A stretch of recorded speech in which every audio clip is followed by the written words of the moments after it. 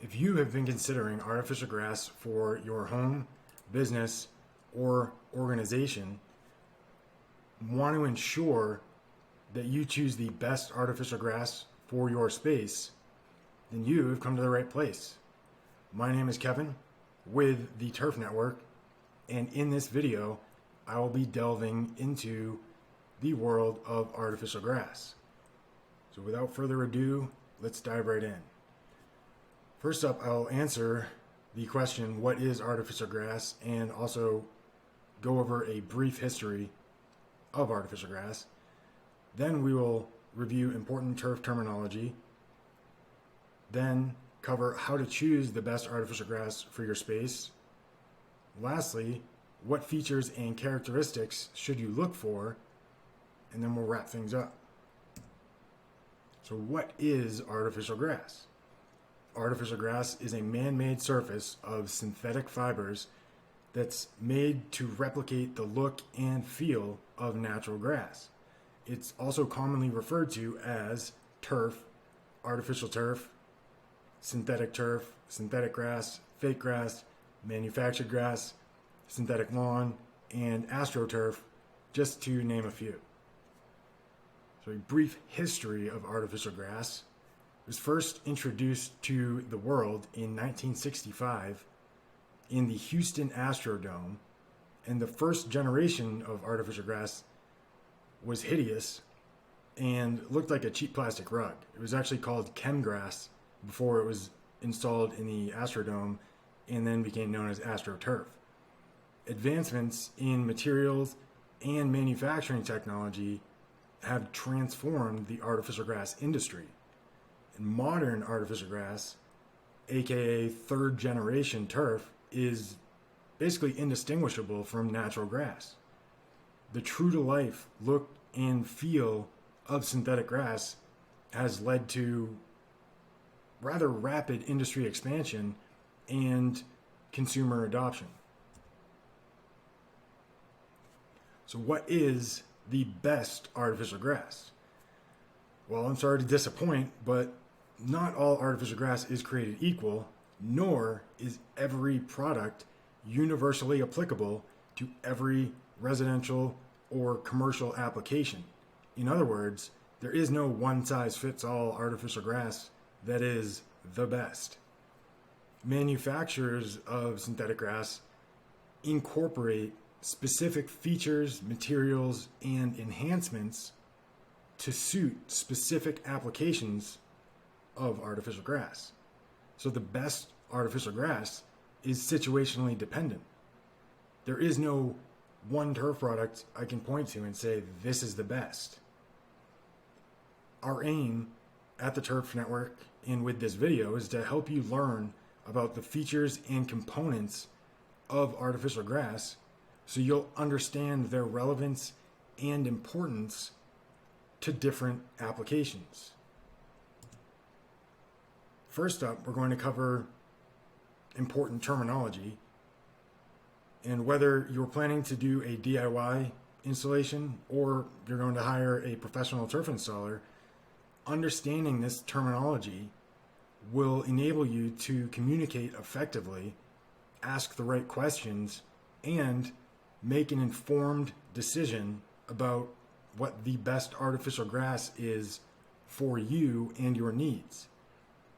So first up, we have yarn or the turf fibers, then thatch, blade shape, density, pile height, face weight, backing, and just a few more, backing weight, drainage, total weight, roll width, color, subbase, and infill. First up is the yarn or the turf fibers. These are the individual strands that make up the grass blades on artificial grass, or the turf fibers. They're manufactured by melting plastic pellets, and then the yarn is extruded and placed on spools. Extruding plastics is kind of like when you're a kid and you take Play-Doh and squeeze it and it's extruded into different, like a star shape or square or circle. That's basically what's done to create the yarns or the turf fibers. And this process enables manufacturers to closely monitor colors, thicknesses, and shapes and adjust those in order to tailor turf products to specific applications. The yarn fibers are made with polypropylene, polyethylene, or nylon. The most common being polyethylene, and polypropylene usually used for what we'll look at next, the thatch fibers. Before getting into that, this is just a graphic showing the extrusion process for turf fibers, or how the turf fibers are made, and also how different enhancements are incorporated into the physical structure of those fibers. So these being the pellets of the plastic, in this case polyethylene, the pigment, the color of the turf, and then we have UV stabilizers and antimicrobial additives. So these are all basically melted together and then extruded into water where it is cooled, and then the yarns are placed onto spools. So this enables manufacturers to incorporate enhancements or features into a turf product that, in manufacturing it this way, they become part of the physical structure of those products. So they're not an add-on after the fact. They're fundamental to the physical makeup of the turf fibers, or the backing if that's where they're including the antimicrobial or UV stabilizers. In other words, the enhancements, when manufactured this way, aren't going to wash off or wear away over time. They will last the lifetime of the turf product. The thatch fibers I mentioned a moment ago are a layer of short curly fibers that sit at the base of the grass blades. Not all turf has thatch. The thatch adds variations in color, weight, and texture, and it mimics the inconsistencies of real grass by emulating the dying underlayer of grass. The color of thatch varies, depends on the actual product. It's typically shades of green and brown, and the thatch fibers are generally polypropylene or polyethylene. I believe there are some turf products with nylon thatch, but that's pretty rare. Most thatch is going to be polypropylene. The blade shape, which, as I mentioned in the graphic about the extrusion process, the fibers or blades are shaped through an extrusion process, and different shapes enhance performance and functionality on turf products. So different shapes have different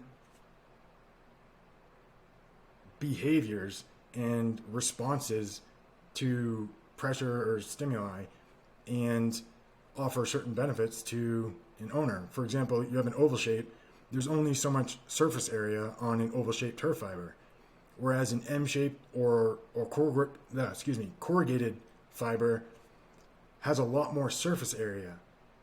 That surface area can't all be hit by the sun at one time. So some of these turf fibers are actually beneficial in they don't retain heat as much as less complex fiber shapes.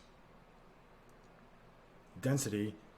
This refers to the number of turf fibers per square inch. It's kind of like the thread count on sheets, otherwise known as stitch count. And generally speaking, the higher the density, the higher the quality of turf product.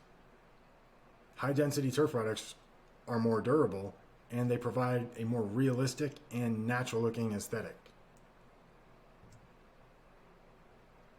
The pile height refers to the length of the fibers measured from the backing to the tips of the longest fibers. In the US, it's measured in inches, in Europe and Asia, in millimeters. A short pile height is about a half inch to 1.5 inches. There are pile heights shorter than a half inch on putting green products, for example. Some of them, I believe, are about a third of an inch. And shorter pile heights are better for high traffic areas like commercial spaces and dog runs. Longer or taller pile heights of 1.5 inches to 3+ inches are best in areas where aesthetics are a priority, such as a front yard. Face weight refers to the weight of turf fibers and thatch, if present, in ounces per square yard. The face weight only includes the fibers, not the backing. Don't be afraid to ask for clarity regarding this metric when you're speaking to an installer, supplier, sales rep, distributor, vendor, whoever. The face weight provides a baseline to understand a turf product's overall density. Most turf products have a face weight ranging from 40 to 90 ounces per square yard. The backing consists of basically 2 layers. The primary backing, which usually is comprised of a woven polypropylene mesh fabric that turf fibers are tufted through in rows. The secondary backing, also referred to as the coating, is applied opposite the side the fibers are coming out of, the underside of the turf, and that is applied to lock the tufted fibers into place. In the US, the most common secondary backing is polyurethane, and overseas, Europe and Asia, latex is more common. Some turf products have extra layers of mesh for added tuft bind. It's also called a stability layer, and typically the more layers a backing has, the better. And some turf products have a triple or quad layer backings. Those aren't necessary for a run-of-the-mill, say, front yard. Those more stable and durable backings are better for extremely high foot traffic areas where a very strong tuft bind is required, and pet applications where the turf needs to withstand a lot of abuse. There is another type of backing called knitted or woven, and it is not common. It's also quite expensive and very difficult to install, so not recommended. It's not on very many turf products simply because of the difficulty of manufacturing it. The backing weight is the combined weight of the primary and secondary backing in ounces per square yard. On average, turf has a primary backing that weighs 6 to 8 ounces, and the secondary backing around 20 ounces per square yard. Quality turf products will have a backing weight of 26 to 28 ounces per square yard or more.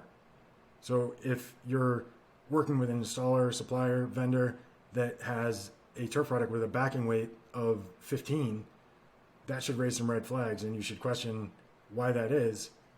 That would indicate a reduction in the material used for the secondary backing and would lead to a weaker tuft bind. So basically the turf fibers could be ripped out of the turf relatively easily. Low secondary backing weight means less durability and less tuft bind. Drainage. Drainage is extremely important for artificial grass because either water, rainwater, or dog urine, if relevant, or if a pet-friendly application, anyways, liquids need to be able to drain through the turf. On the left, I have a picture of what is called a hole punch backing, and on the right is a fully permeable backing. And I chose these two images deliberately because you can literally see the lack of permeability in this backing on the left. It looks like it's coated in a layer of tar, and there's basically no way for water to penetrate that surface. Hence the need for holes to be punched through that backing. The holes are spaced every 4 to 6 inches, and water just makes its way to the holes, passes through into the base, and then percolates through the base, drains away. That has been the go-to backing or drainage system on turf products for about 3 decades, and is still an effective means of facilitating drainage. The newer drainage is a fully permeable backing, which you can clearly see this grid of lines, that's the primary backing. So that's the layer that the fibers are tufted through, and then the secondary backing or coating is applied to lock those fibers into place. But you can clearly see the difference between the two. This one, instead of just having holes every 4 to 6 inches, there are basically tens of thousands of little tiny holes that will allow liquids to drain through. Hence the increased efficiency, because the water doesn't have to make its way to a hole to pass through the backing. It can go through any point in the turf. It's also called edge-to-edge drainage or a flow-through backing. And I'm not trying to sound negative about hole punched, I'm trying to emphasize the increased efficacy of a fully permeable backing. For most applications, a hole punch backing is perfectly adequate, or will perform just fine. The fully permeable backing is more expensive and is best for applications involving pets. So if you have a dog or dogs that are going to be peeing on the turf all the time, you want it to drain that liquid as quickly and efficiently as possible. So the total weight of a turf product is the combined weight of the face and backing. So face weight, backing weight combined is the total weight. Some companies will mix this up and make their products seem superior. So when comparing turf products, make sure you're comparing the same metrics. Ask the installer, supplier, or sales rep for clarification regarding these metrics to ensure an apples to apples comparison. It will also probably surprise them that you even know these terms. Roll width. The rolls, turf can be bought in a variety of sizes. I know Mega Grass, you can basically choose whatever size you want and they'll send you strips of turf, but generally speaking, rolls are sold in 15 and 12.5 foot widths. The 15-foot widths are usually manufactured in the US, and the 12.5 are usually imported or manufactured overseas. So if you're doing a DIY installation, just be mindful of roll widths so you minimize waste. And before purchasing or deciding on a roll width, ask whatever vendor you're working with for a cutting and seaming diagram based on the measurements of your space. The roll width will dictate where the seams are located on installations wider than the width of a single roll. Color. Artificial grass comes in a wide variety of colors, just like natural grass. The variations in color make turf products more realistic. The colors range from field greens, olive, emerald green, beige, bicolor green, and so on. And there are turf products available in just about any color. You can get blue, pink, orange. Those are generally not something you'd install in your front yard. Those are typically something intended more for commercial purposes, like matching a brand color or for a sports team's end zone to match their school's colors, things like that. So choose colors that closely match the natural grass species in your area.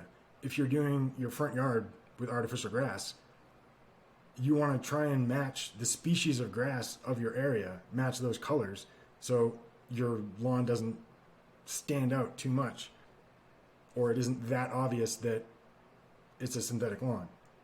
And you can see over here, where my mouse is right now, this monocolored turf product is very clearly fake. But right next to it, this artificial grass that has different shades of green and variations in the thatch of different browns and tans looks much more realistic. The subbase is what gives your artificial grass a foundation, and it's essential for proper drainage. Your subbase, once compacted, should be about 3 to 4 inches thick. Do not lay artificial grass over just exposed dirt or over existing grass. It is a recipe for disaster. A solid base is critical for the performance, aesthetics, functionality, and durability of synthetic grass. Some popular base material options are Class 2 road base, decomposed granite, crushed miscellaneous base, and crushed aggregate base. The only time you won't need a base prepared for an artificial grass installation is if there is an existing surface that is level and solid, such as, like, say you have a concrete patio that you want to cover with artificial grass. You don't need to have a Class 2 road base installed.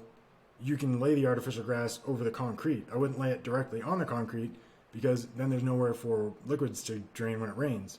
You'd use what's called like a drainage membrane or drainage tiles, which basically elevates your turf a little bit, creates a space for water to drain from the turf, and also allows for airflow so you don't have moisture being trapped underneath your turf and reduces the risk of mold or mildew.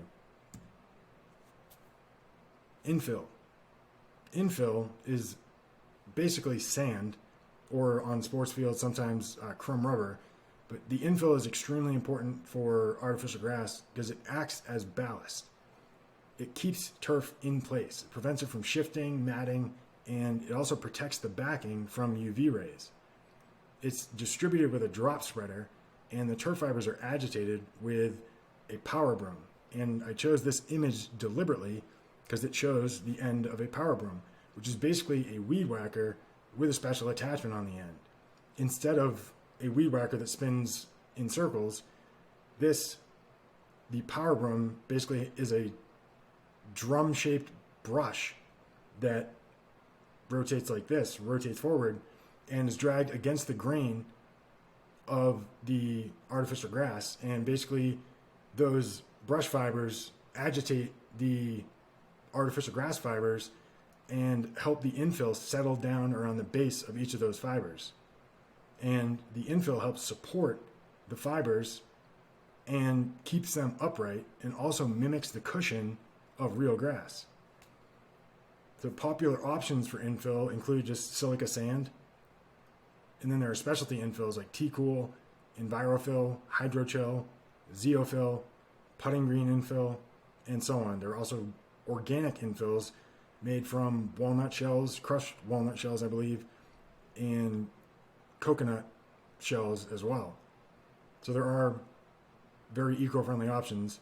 The amount of infill depends on the turf product and application, and not every product requires infill. I believe canine grass, which is a specialty artificial grass designed just for dogs, does not use infill. Their turf is made of nylon, which is a lot more rigid of a material, and they also use a woven backing on their turf products. So common turf applications, these are more like broad categories to which they indicate kind of what the most important features of those turf products would be. We have landscape turf, which aesthetics being usually the most important, dogs and pets, drainage and durability, golf and putting greens, outdoor living spaces, that basically like a rooftop, deck, patio, balcony, terrace, anything like that, sports and athletic fields, and playgrounds and play areas. So, how to choose the best artificial grass for your needs and space. Research. As mentioned at the beginning, artificial grass is not one size fits all, nor is all turf created equal. So, you want to answer these questions amongst others, but where is your artificial grass going to be installed? Is it going to see a lot of foot traffic? Are dogs or pets going to use the space? Are kids going to use it? Is the space in the sun or in the shade? How much rain do you get in your area? And when speaking to an installer or supplier, don't be afraid to ask for specific information. If they're hesitant or refuse, that's a pretty big red flag, and I would move along. Order samples or request them. Once you've narrowed down your options, you can, if going through an online vendor, you can order samples from them, or through your installer, you can ask them to see samples. Most installers, if you go to their website, for example, and request a quote, they'll come out to your house and meet with you and usually bring samples of their products with them. Don't buy artificial grass or settle on a turf product until you can feel it for yourself. Look at the color, density, pile height, face weight, and overall quality. And once you've settled on a turf product, keep the sample. That way you have something to compare to the grass that gets delivered to your home, business, organization. There may be some difference in the color simply due to variations in dye lots, but that sample should, other than potential variations in color, be an exact match to the turf that gets delivered to your house or business or organization. Compare features. Learning and understanding the components of artificial grass means that you'll be speaking the same language as any installer or supplier. You'll be able to review spec sheets and know exactly what you're looking at, and you'll understand the importance of features and how those are important to specific applications. Two examples, like pet turf, for example, fully permeable backing with a shorter pile height and antimicrobial protection. Those are features and components that would be important. For a front yard lawn, a longer pile height with a higher density and colors that are realistic and natural looking. Budget and financing, everyone's favorite. So artificial grass costs vary based on product quality, materials, and the complexity of an installation. Consider your financing options and also factor in the long-term savings on maintenance and water costs.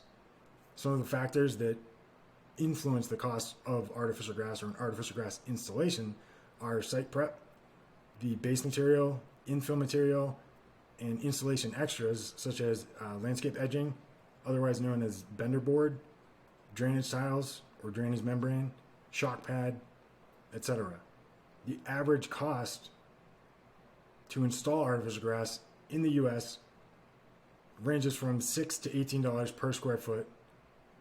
That's not including putting greens, which are usually a lot more expensive, probably up to like $25 or $30 per square foot. For most artificial grass installations, you should see an ROI in 3 to 5 years. And the benefits are you save time and money on maintenance, increase property value, and boost curb appeal. Work with a reputable turf installer.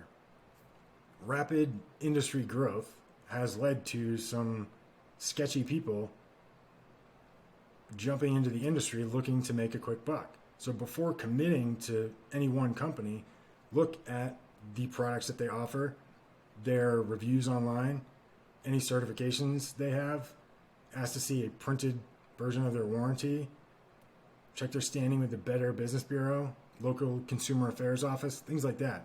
Basically do your due diligence. Visit previous installations if possible, and if possible, the older the better. An older installation that looks good is indicative of an installer that knows what they're doing. Also, ask them how future questions, service issues, warranty claims, things like that will be handled. And ask specific questions about their products and installation processes. If a quote sounds too good to be true, it probably is. So what features and characteristics should you look for in the best artificial grass?